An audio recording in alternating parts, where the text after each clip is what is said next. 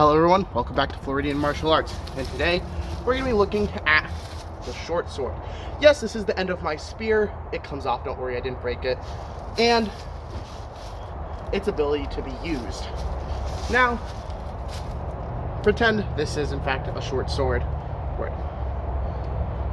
Usually, what we have is the little guard here. This is to keep your opponent's blade from sliding and slicing into your hand. If two blades clash, they could easily just slide down and cut your hand. But with a guard here, like there usually is,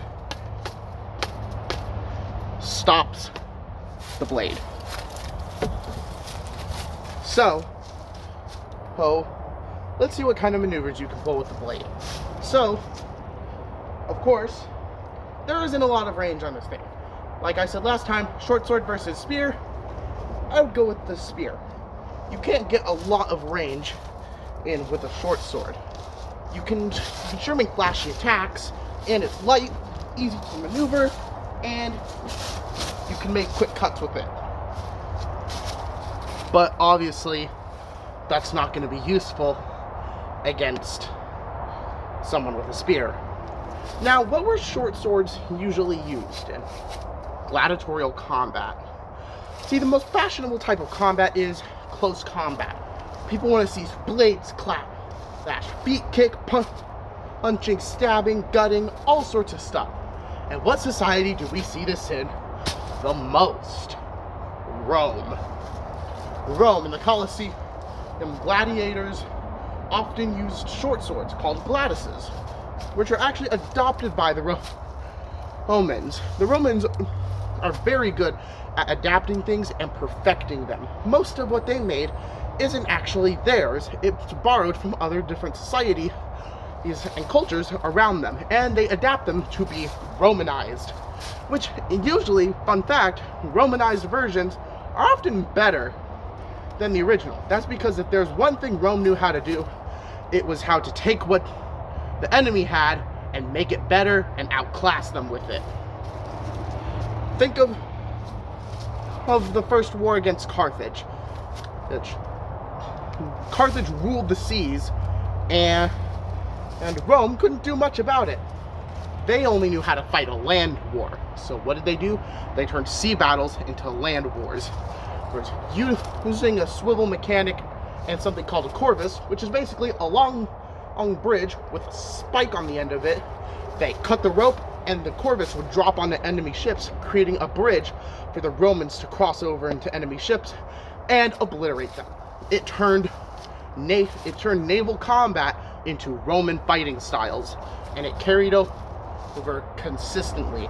They won almost every battle, every sea battle that they got into when they had that corvus, which, in my opinion, pretty damn good. You take what your enemy is good at and turn it into something you're good at.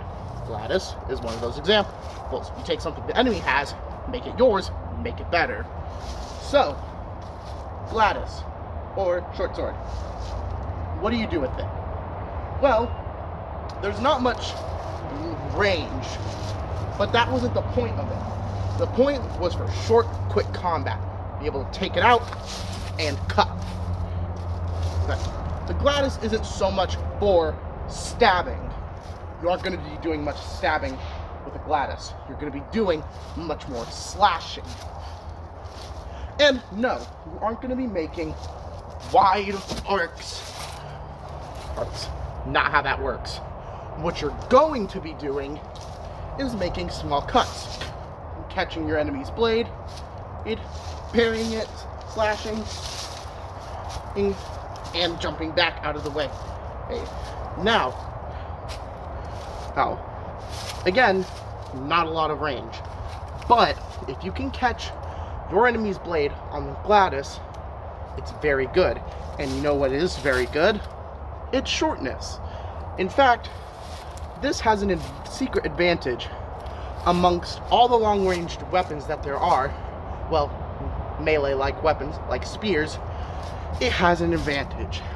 Getting close and personal. If you get close and personal with someone with a spear, they aren't going to be able to do much against you. Because, like I said in the last episode, a spear has a lot of drawback. And by that, I mainly mean how long it is. It has a lot of slack that needs to be controlled at a distance. So if you can catch your opponent's spear and push inward, bad news for them, they don't have a lot of room to move their best weapon. And if they can't move their weapon, they can't hurt you. If they can't hurt you, they can't win the fight. So it's easy to just come in here, catch your enemy's blade, and push it in. And in fact, I would say it's also plausible that you could catch your enemy's blade and break the spear. I wouldn't recommend that, but that's just a thought. You could, if you get in close, catch the enemy's spear, break it. Because now your enemy doesn't have a spear. And if they don't have a spear, they don't have a weapon. And you do. And let me tell you, trying to parry a blade with your hand doesn't really go well. So, is the Gladius a good weapon? Very much. Making quick cuts, using a shield to come in from the side, blocking, striking, slashing. All of it's very good. The Gladius does have some points on stabbing. It's a sharp blade. You can stab with just about most blades. So, let's see. Is the Gladius a good weapon in modern day? Of course not. Of course it's not going to be. Most of the weapons that we cover here are not going to be good weapons for modern day. However, back in the day, when melee combat was all the rage, and the only long-range thing you had to worry about were archers, this was a really good weapon. Because even if your opponent had the range on you with something longer, like a greatsword or a spear, you can still get in close and keep them locked. And once again, if you have your opponent's blade in a standstill, they can't use it, which means they can't get a hit on you.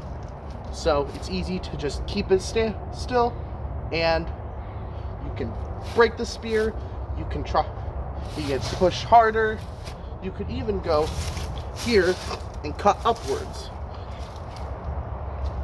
So, final question. Is the Gladius a good weapon? Absolutely. I would say probably one of the best weapons, considering the Romans conquered the known world for them at the time with this very weapon. This is Florida Bomb, or Floridian Martial Arts. Thank you for watching.